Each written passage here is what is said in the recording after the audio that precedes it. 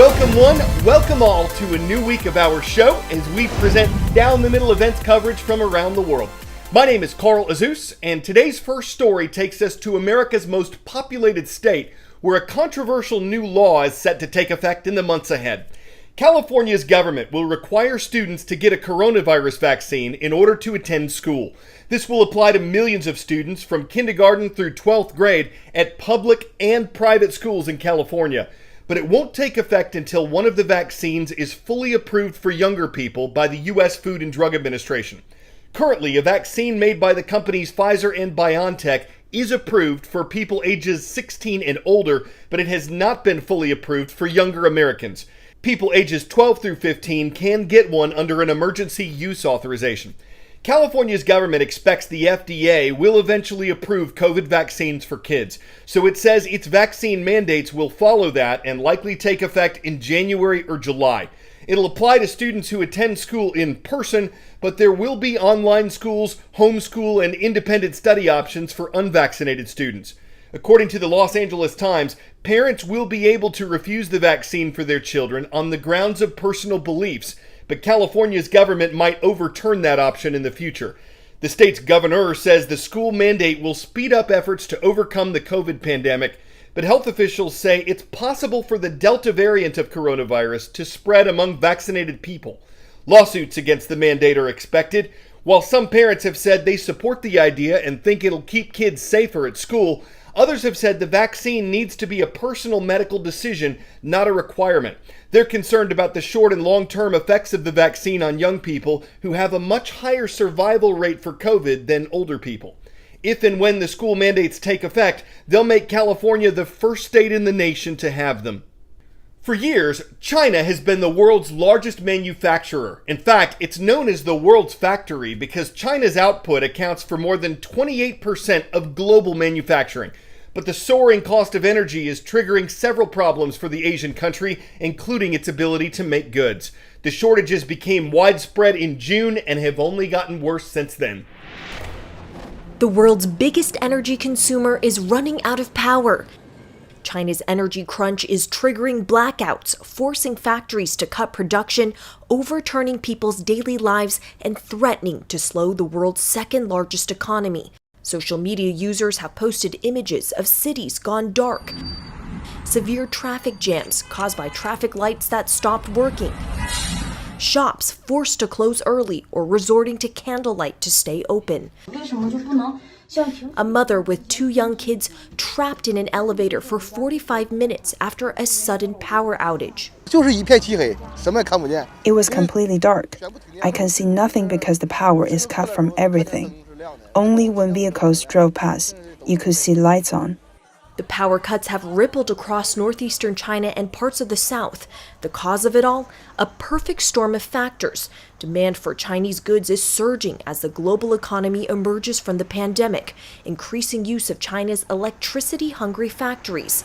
That's sending energy prices skyrocketing. But since electricity prices are regulated in China, some power companies are losing money and hesitant to boost production.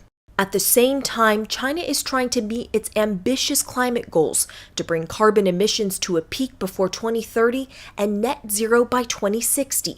So local officials are rationing power to meet annual targets before the year end. Power outages aren't new to China, but this one is especially severe. For most provinces in China, when there is a shortage of power, they ration for industries first, so it doesn't affect residential users.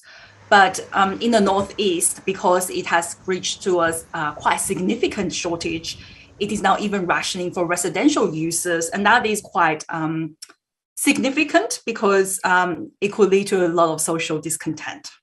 And residents are taking to social media to complain. One user posted, "There is no gas. Don't we need to cook and eat? I have been ordering takeout for 2 days." Another wrote, "People from Northeast China have to light candles in the middle of the night. This is not North Korea. I'm speechless." This person writing, "Many communities have been locked down due to the pandemic. If there is no water or electricity, that's so unbearable."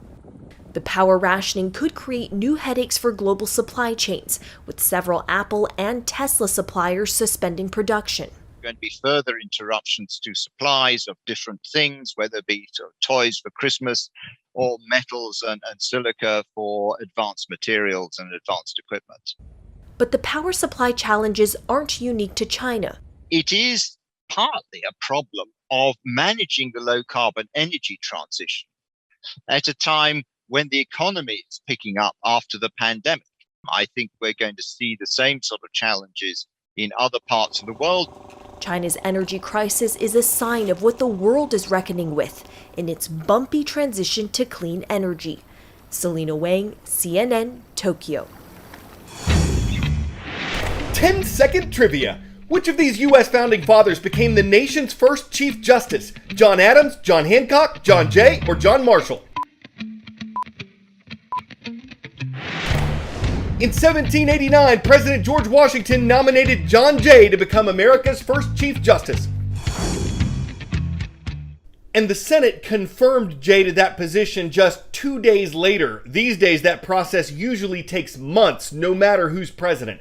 Once a justice is confirmed, he or she serves on the high court during what the Constitution calls good behavior, which can mean for life.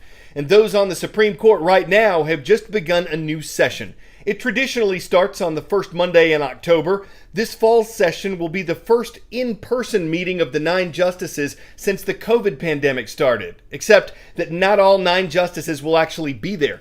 Associate Justice Brett Kavanaugh tested positive for COVID-19 last Thursday, though he was fully vaccinated. So he'll be participating in the oral arguments remotely this week.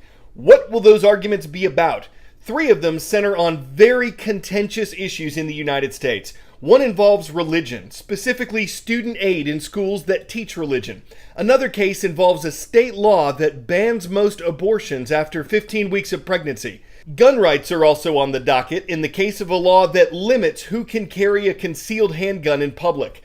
Other arguments involve campaign finance and religious symbols at government buildings. These closely watched cases could all lead to major changes in America, and the action begins this week. Another event that begins this week and runs through next Monday is the daily announcement of the 2021 Nobel Prize winners.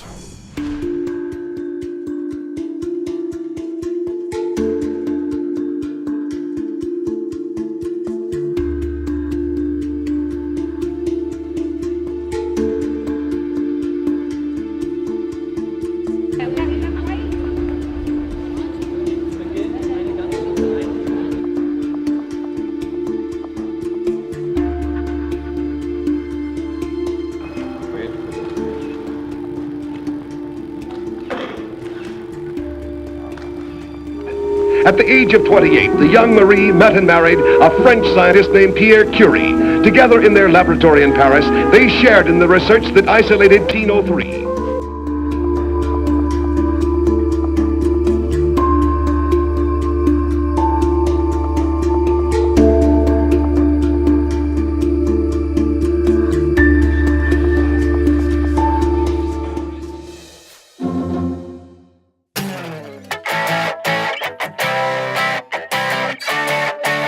Does a $10,000 Oreo rate a 10 out of 10?